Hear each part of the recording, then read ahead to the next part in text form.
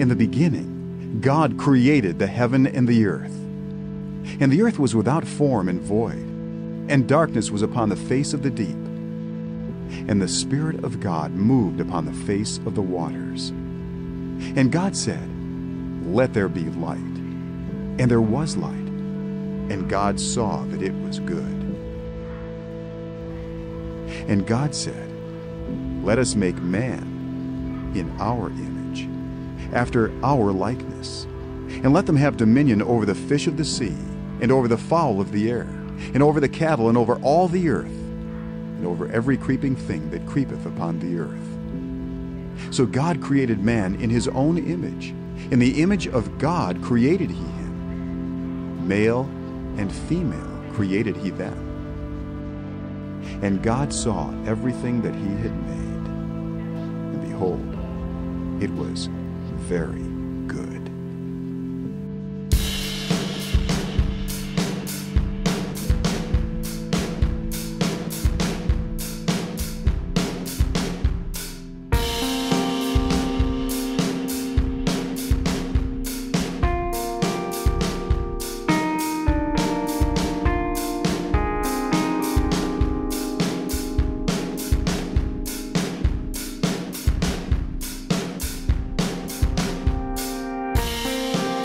What's the purpose of this? What's the purpose of everything we see? What's the purpose of politics, of the interstate, of train tracks? Everything that we look around and see has a purpose, but do we ever stop and ask, what's the original design for?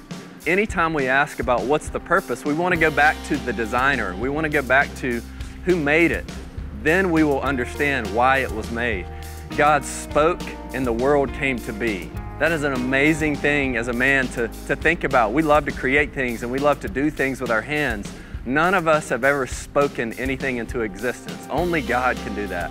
So as we go back to the beginning, we then need to ask, how did God specifically make us as men to be here and to live a life of purpose?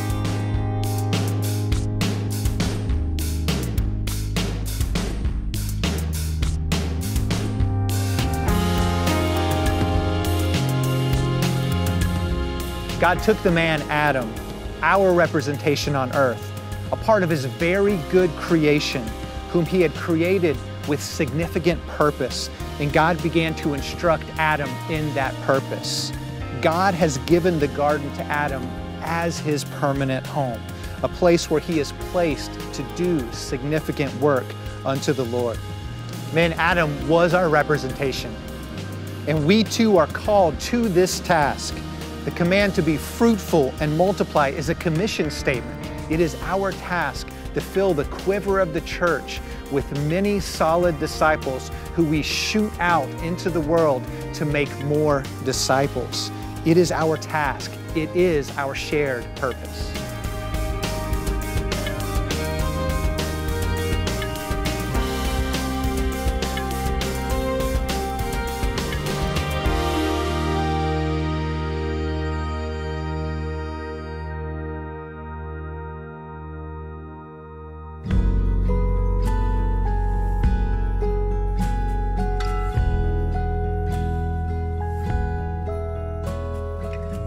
Partying really took, a huge toll on me, and I prioritized partying with my friends and looking for girls, and with all that came the drinking and smoking, and dabbled in softcore drugs, and started off small and just progressed into something huge and really took over my life.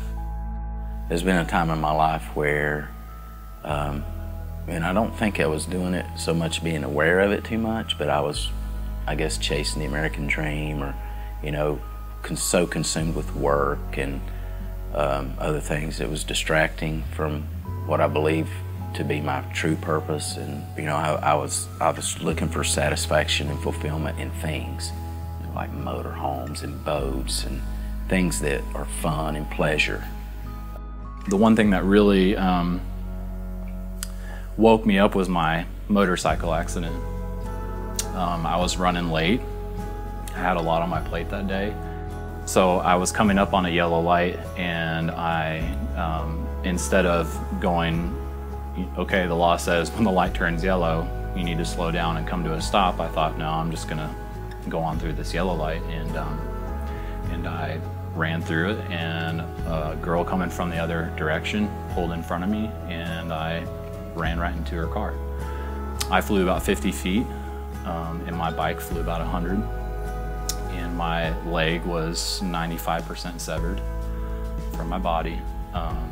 And I broke both my femurs. And just in an instant, I was laying on the ground in the worst pain I've ever been in my life. And so God really woke me up that day.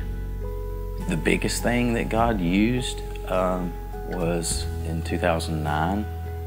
I went on my first mission trip, and I went to Honduras, but I didn't have a clue at that time how God would use that to change my life.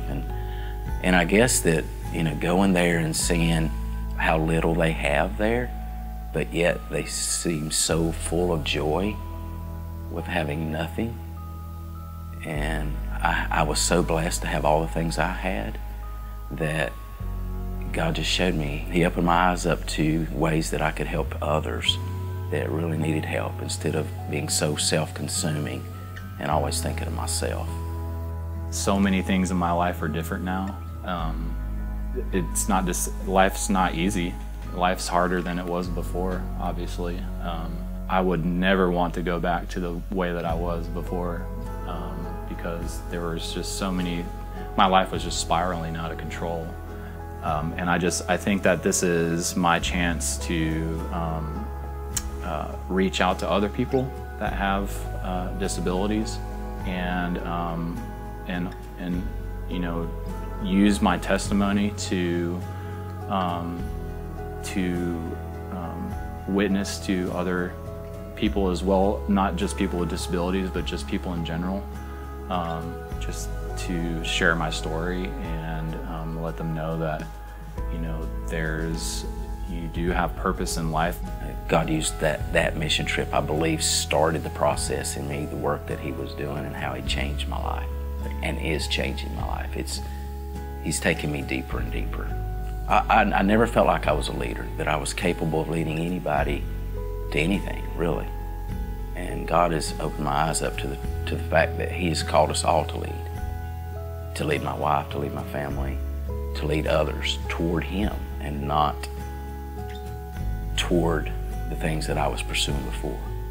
Just showing people that if you put God first in your life, He's going to reveal to you what your purpose is.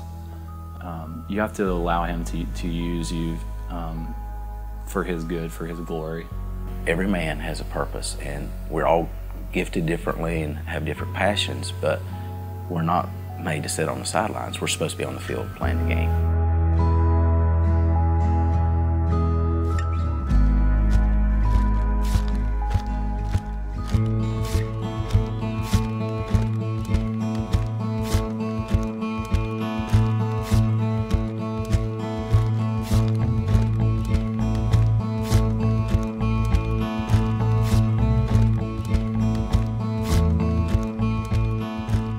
This amazing, all-powerful God has not only created the earth for us to live on, but now He creates man. And it says that He creates man in His image, that we are image bearers of God. It says, let us make man in our likeness. He says that this is very good, that He made us to exist with a purpose. He made us to flourish. He made us to reflect back His image to the world, that people would know God because of how we live in this world. So men, that is part of our purpose. That is part of how God has wired us to live on this earth. So let us embrace that purpose.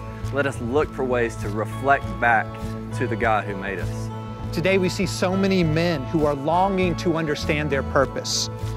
We witness so many men who are attempting to live lives of significance, to live lives that are great, to rise above the mediocrity of life, to rise above boredom. Men, it's time we began understanding and living in the purpose for which we were created. Scripture teaches that we have been given authority And Scripture teaches that we have responsibility to lead. If you have shown yourself to be a man, there is really no other option for you than to walk in this purpose that God has given to you.